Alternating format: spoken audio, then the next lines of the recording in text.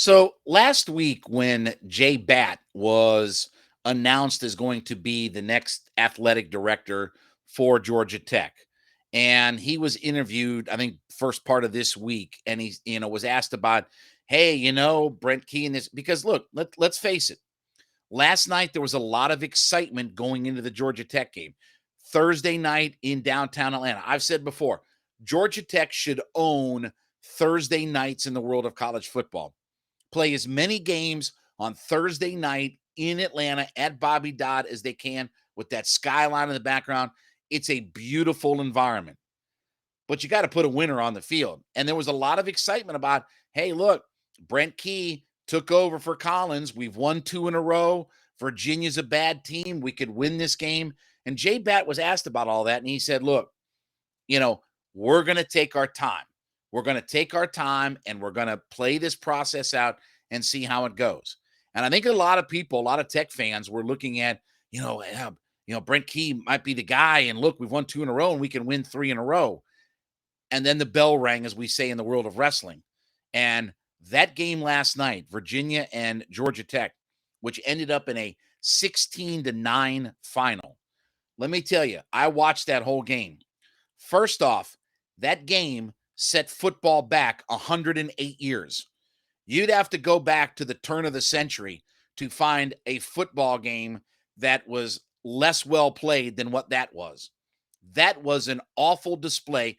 That was literally one of the worst FBS games I ever saw in my life. And I'll tell you this, I think you'd be hard-pressed to line either one of those teams up against Buford High School, and they would be able to beat Buford High School, who's kind of the gold standard here in the state as one of the top football programs high school-wise, because those teams were awful.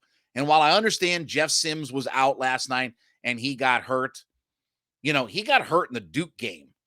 So it's not like you didn't know that he wasn't going to be beat up or banged up. And you knew, and Zach Gibson, by the way, is the kid. He's from Alpharetta, played at Johns Creek, and he transferred over from Akron. So it's not like he's never played before, not like he's a true freshman that's never had a chance to play or this, that, and the other. And they were just awful. That whole game was awful. Virginia was awful. Tech was awful. Everything else. 6 turnovers, blocked punts.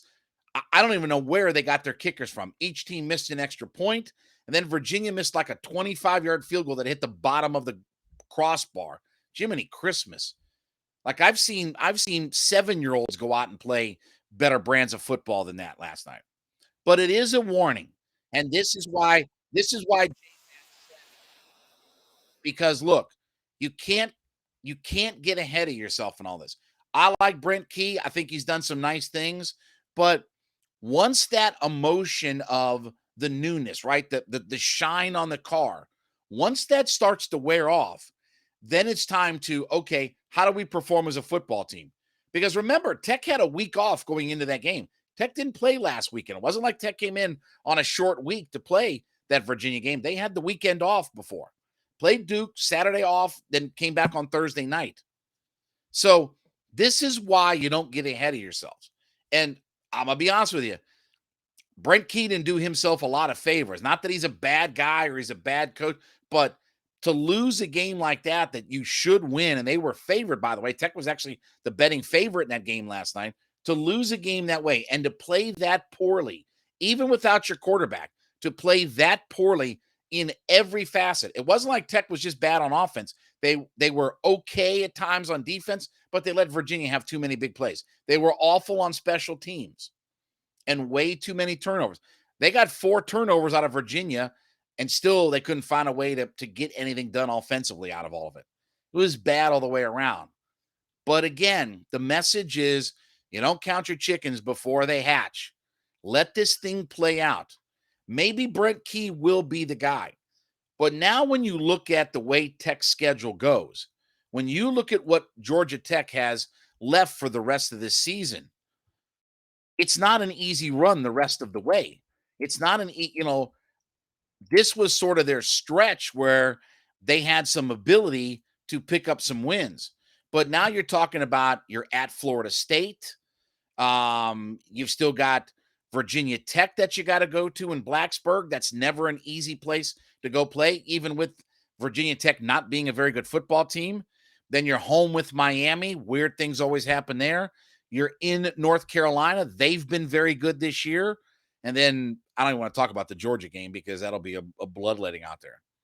So I'm not even sure if there's more than a win on their schedule that's left. I mean, I don't know that they have more than one win. So, a lot of people are getting excited. Oh, you beat Virginia and we can go to a bowl game and this, that, and the other. Brother, that's starting to go out the window very quickly. And this is why you don't get too hyped and too overexcited about who your coach is going to be. They need to do an intensive search, bring a lot of guys in, and find the right guy for their program. And I'll be honest with you, just like they did with Jay Batt, get away from the alumni stuff. Get away from the guys who are tech guys, right? That was Stansberry and Collins. Get away from the guys who are tech guys. I'm not a believer in let's go talk to our alum and this, that, and the other, and that's where we go get our guys. I thought it was very savvy for Tech to go get a guy like Jay Batt to run their athletic department. A big-time fundraiser. He's been with a high-caliber, high-quality program athletically in Alabama. By the way, Alabama athletics isn't just football. Their basketball team has been pretty good. They're a pretty good athletic school. But obviously, their football program is as dominant as anything in the entire collegiate atmosphere, right?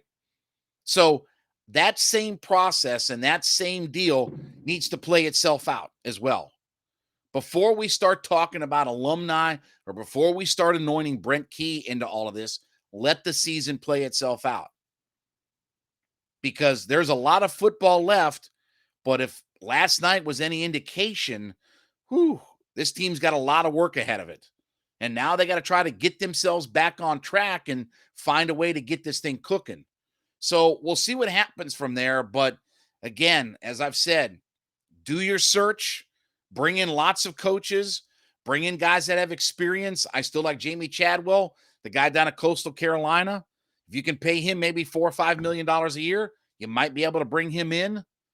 But last night was an indicator of you don't get too far ahead of yourself in trying to name who your next coach is going to be. All right, well, thank you so much for making Hittin' Hard with Jon Chuckery your first listen every day. Make A to Z with Mark Zeno your second listen every day as Mark's back talking all things sports here in Atlanta. Head to our YouTube page at Locked On Sports Atlanta. Check us out there. Subscribe to our page. Leave us a comment. We are free and available on all of your favorite podcast platforms, including Spotify and Odyssey. Download us for free today. Leave us a 5-star review. Roku and Amazon Fire. You can check us out on those platforms as well. Check us out, download us, and then, of course, follow me at JMCH316 on my Twitter page. We'll recap what the Falcons did over the weekend on Monday. Have a great weekend, everybody. It's been Hittin' Hard with Jon Chuckery, Locked On Sports Atlanta.